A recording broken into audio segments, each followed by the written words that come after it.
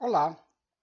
No nosso estudo do Livro dos Médiuns, da codificação de Kardec, estamos aqui no capítulo 17, que trata da formação dos médiuns, e num subitem neste capítulo que se denomina perda e suspensão da mediunidade.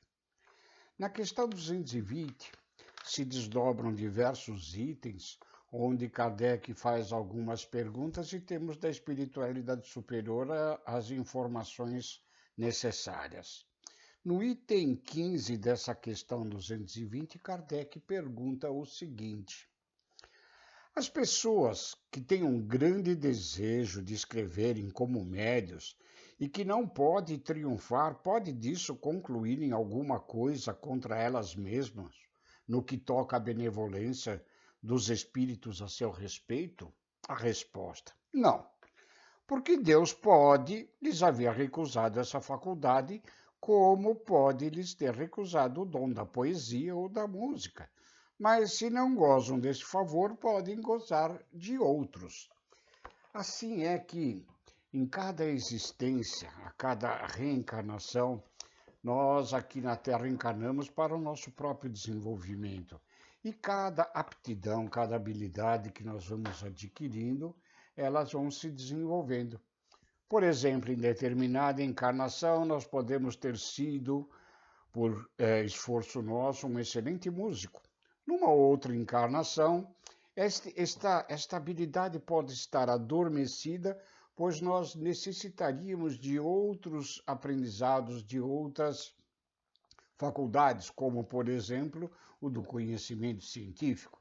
Então, nesta outra encarnação, os nossos dons musicais fariam com que não reconhecêssemos uma nota dó de uma nota ré. E assim, a cada existência, nós vamos somando estas experiências no nosso ser. A respeito desta lição, deste item 15 da questão 220, Emmanuel traz no livro Seara dos Médios uma lição que se denomina de muito desejo, né? A lição diz o seguinte: médium quer dizer intermediário. Intermediário define a posição daquele que se põe de permeio. E muitos amigos encarnados, aspirando ao contato com as esferas superiores, costumam dizer que se sente muito desejo de serem médios. Há inúmeros que se propõem instruir, escrever, falar e materializar, aliviar e consolar em nome dos mensageiros da luz. Entretanto, não passam da região do muito desejo. Mentalizemos, contudo, alguns quadros comuns em que a pessoa descansa nesse impulso de início, né? Muito desejo e pouca ação, na realidade. Existe, por exemplo, o lavrador que tem muito desejo de semear. Entretanto, passa a existência discutindo teorias da agricultura ou comentando algo em torno das pragas diversas que flagelam a lavoura e espera indefinidamente um instante de plantar, como se a terra devesse colocar-se para colher-lhe as sementes das mãos.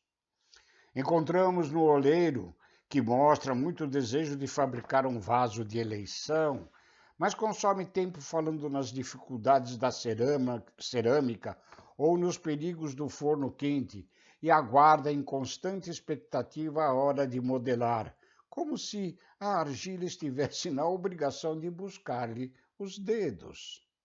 Imaginemos agora o trabalhador que enunciasse muito desejo de cooperar em determinada oficina e que, se admitido, simplesmente vivesse a policiar a atitude e o movimento dos chefes e companheiros, qual se pudesse cumprir o próprio dever à custa da observação inoperante que ninguém lhe pediu. Pensemos também no aluno que chegasse à escola com muito desejo de aprender e que não manuseasse sequer um livro, qual se o professor pudesse pregar-lhe a lição na cabeça como quem dependura uma carta no poste.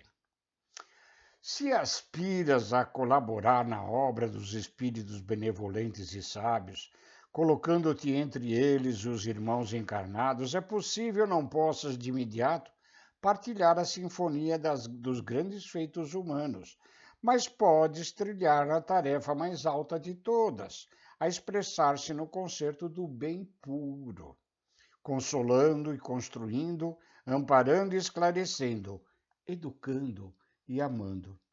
Para isso, porém, não basta o muito desejo. É preciso reverenciar o serviço, buscar o serviço, disputar o serviço e abraçar o serviço com espírito de renúncia em favor do próximo. Muitos dizem que farão isso amanhã.